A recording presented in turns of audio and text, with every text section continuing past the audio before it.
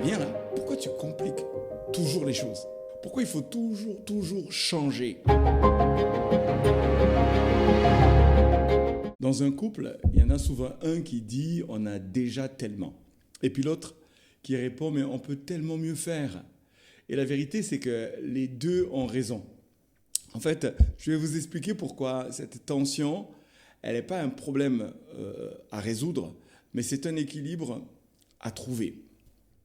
Dans le cadre de notre couple avec Marilène, en fait, c'est moi qui suis toujours à l'initiative de l'idée de dire mais comment on peut faire? Il y a une propension en moi à chercher toujours comment progresser, à titre personnel, au niveau du couple, etc. Puis Marilène, elle est vraiment dans le contentement, elle apprécie déjà ce que nous avons. Donc ça crée une tension et je crois que pour plusieurs, c'est une occasion de faire de cette différence une force. Dans beaucoup de couples, l'un pousse, il aime la nouveauté, il aime les projets, les nouvelles habitudes, et puis on devrait travailler sur ceci, et on devrait travailler sur cela. Et puis l'autre dit, il freine, et puis on n'est pas bien là. Pourquoi tu compliques toujours les choses? Pourquoi il faut toujours changer, toujours se transformer, comme si on n'appréciait pas ce qu'on avait déjà? En fait, ce n'est pas un désaccord, hein. Ça peut être ponctuel comme ça, mais c'est une tension de fond qui revient souvent et puis qui, à force, celui qui veut avancer se sent freiné et puis celui qui savoure se sent jamais suffisant. Et ça peut produire quelque chose qui vient toucher l'identité de l'un comme l'identité de l'autre. C'est une question d'orientation. Et les deux peuvent s'aider. L'un va conduire l'autre à apprécier le moment présent, ce qu'on a déjà, et puis l'autre crée une tension pour aller de l'avant. En fait, nous, on le vit et dans nos rôles, aujourd'hui, c'est devenu même une force. C'est-à-dire que Marilène célèbre le fait que j'ai toujours un projet, j'ai toujours un travail sur moi, etc. Et elle sourit aujourd'hui. Mais ça n'a pas toujours été le cas. Et en fait, de l'autre côté, franchement, en ce qui me concerne, là, j'ai beaucoup appris de Marilène à apprécier l'instant présent, mais aussi les instants, à y donner de la valeur, à peut-être même descendre en profondeur dans le fameux carpe diem. Nous sommes ici et on l'apprécie. Spirituellement, on va parler du fait de compter les bienfaits de Dieu, de considérer d'où on vient, tout ce qu'on a vécu et de le célébrer. Et pas juste être toujours tendu vers le progrès, le développement, etc.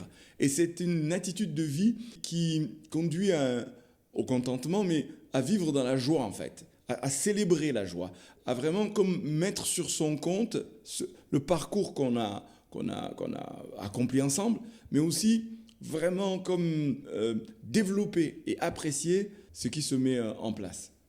Alors, en ce qui me concerne, comme je viens de le dire, aujourd'hui, le fait de vivre avec Marilène peut même me libérer dans l'idée de la projection.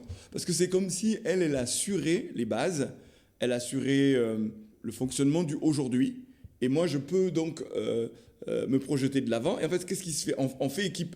C'est comme si je visite le futur et du futur je reviens et elle assure le présent. Et ce n'est pas une question d'opposition, une question de faire équipe, de devenir un duel. Alors le MAS dans lequel nous vivons est un bon exemple.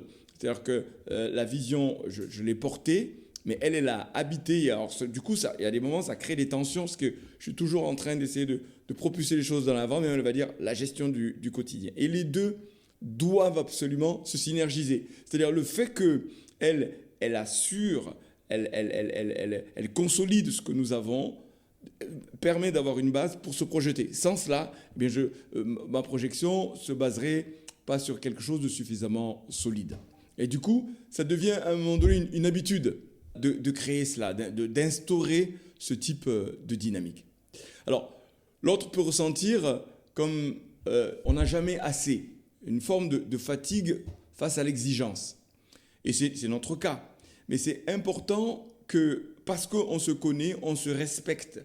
Et que arriver à doser cette logique d'aller de l'avant et d'accueil. C'est comme des allers-retours du discernement, de la connaissance mutuelle pour pouvoir vraiment en faire des forces. Et du coup, moi, donc, pour vous, ou dans le cadre d'un accompagnement que j'ai eu, des personnes qui étaient fatiguées que l'autre n'en ait jamais assez. Cette idée qu'on doit toujours progresser. Et il y a une sorte de fuite en avant qui peut complètement noyer l'élan, le plaisir de celui qui et dans le contentement. Et ça peut, au bout d'un moment, user tellement qu'on a un sentiment, finalement, en tant que personne, mais dans nos actions, qu'on n'en fait jamais assez. On n'est jamais à la hauteur, en fait. Et ça peut devenir quelque chose profondément problématique dans le cadre d'un couple, parce que ça veut dire, mais à quel moment on se rejoint? À quel moment on est bien ensemble? À quel moment ce qu'on vit est super? Et savoir se le dire, et savoir le célébrer, savoir aussi le partager. Donc cette tension est vraiment très importante. Elle entendait, tu n'es pas assez. Ça peut être au niveau générique, comme au niveau de Marilène. Je voulais juste dire, on peut encore plus, et cet élan vital, ce désir de progression, c'est une force, c'est même une grâce.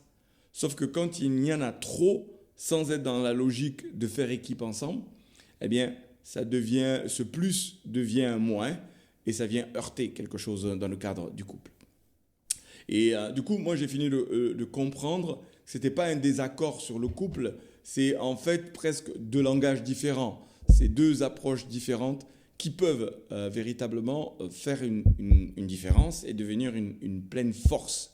Parce qu'on peut retrouver ça chez nos enfants qui vont, suivant leur tempérament, prendre de l'un, prendre de l'autre, mais apprendre, et c'est le plus important, à tirer le bénéfice de cette force, finalement, de ce duo, de cette équipe qui se développe. Donc, vouloir faire grandir le couple et savourer ce qu'on a déjà, en fait, ce n'est pas opposé. Ce sont deux besoins humains et ces besoins sont complètement légitimes. Autant on a besoin de l'un et autant on a besoin de l'autre. Et du coup, ce danger, ce n'est pas la différence, mais c'est quand chacun vit l'autre comme une menace. C'est-à-dire qu'en fait, il ne sera plus jamais satisfait ou elle ne veut jamais avancer ou il ne veut jamais avancer. Cette tension, cet équilibre est vraiment essentiel. Et sans reconnaissance, il n'y a pas le développement devient une sorte de course sans fin. Et puis, ça épuise et même ça décourage. Mais sans développement, la reconnaissance devient une stagnation. En fait, une sorte de médiocrité. On s'installe dans quelque chose qui est médiocre et qui ne se développe pas. Donc, on finit par s'endormir et le couple perd de son tranchant où la flamme n'est plus là. Et donc, je crois que vraiment, si un couple ne célèbre plus, eh bien, il s'épuise. Un couple qui ne progresse jamais s'endort. En fait, ce n'est pas votre couple qui a un problème. On pourrait dire que c'est votre couple qui a deux moteurs. Il faut apprendre à les faire fonctionner ensemble. Et ça me fait penser aussi à pédaler à vélo, dans un vélo à deux places. Hein? Concrètement, on fait cohabiter les deux, les moteurs et le fonctionnement. Trouver un swing pour que du coup la synergie fasse le 1 plus 1, ça fait 3. C'est-à-dire qu'il y a quelque chose de la synergie qui vient et qui fait vraiment une différence. Alors je voudrais vous proposer des aides, des clés. Nommer son besoin sans accuser l'autre. J'ai besoin qu'on avance sur ce sujet plutôt que tu ne fais jamais d'effort. Ça, c'est très important dans la communication non verbale. Je parle de moi, j'exprime mon besoin, je ne l'impose pas à l'autre, je lui laisse accueillir et me donner une réponse. Et la réponse, quelle qu'elle soit, elle est bonne. Il suffit qu'elle soit écoutée, elle soit accueillie.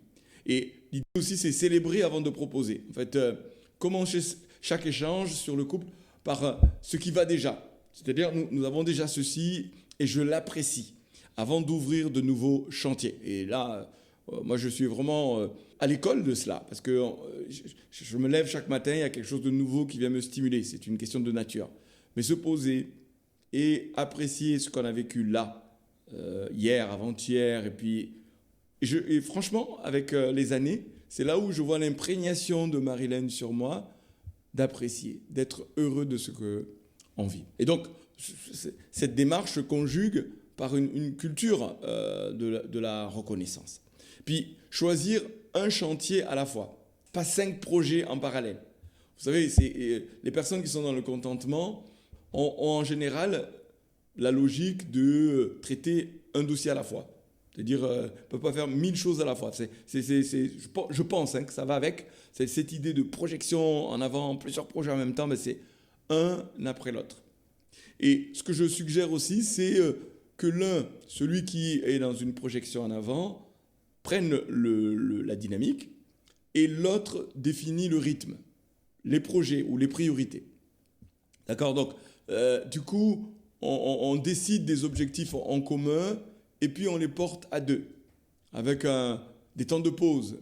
Et puis après, on passe au suivant. Et avant de passer au suivant, vraiment passer du temps à célébrer, à apprécier, à encourager, à en tirer le maximum en termes de bénéfices. Parce qu'il y a l'événement lui-même, et puis il y a la manière dont on le vit, le rythme dans lequel on le vit, et comment on n'empile pas les projets, mais on apprécie chaque séquence, chaque saison.